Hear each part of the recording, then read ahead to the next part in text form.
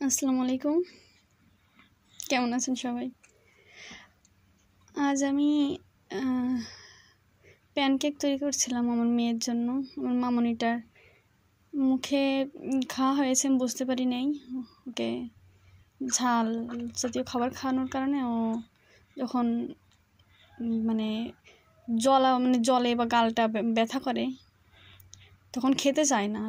তারপরে বুঝলাম যে আসলে খেয়াল করে দেখে যে ওর গালের ভিতরে একটু ঘা জাতীয় কিছু হয়েছে, তাই ওর জন্য মিষ্টি যাতে কিছু খাবার যাতে ব্যথা না লাগে, জলে না, তৈরি করছিলাম।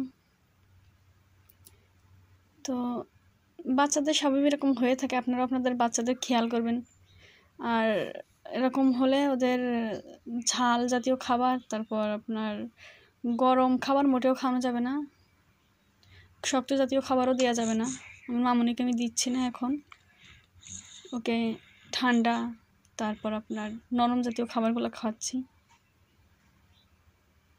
ছোট বাচ্চাদের আসলে ওরা বলতেও পারে না, ওদের সমস্যাগুলো আমাদের বুঝে নিতে হয়, ওদের সুবিধা অসুবিধাগুলো আমাদের খেয়াল করে দেখতে হবে। এই যে আমি একটু দেরি করে ফেলছি, আমার মামনিটার বেশি কষ্ট হয়েছে যার কারণে কান্না করছে, খাচ্ছে না। আমি হয়তো মনে করছি যে রুচির কারণে খাচ্ছে না, পরে দেখি না ওর মুখে খাওয়া হয়েছে, তাই ওর জন্য এগুলো তৈরি করা।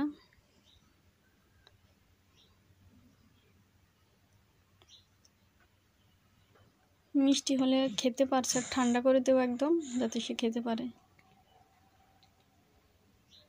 সবসময় বানাই না, ওর জন্য একটু একটু করে তৈরি করি, ওর জন্যই অল্প করে করি, ওর সাথে আমাদেরও খাওয়া হয়, তখন শুধু ওর জন্য একটুখানি করব। ছোটো বাচ্চারা আসলে সন্তান সুস্থ থাকলে মায়ের আর কিছুই চাওয়ার থাকে না।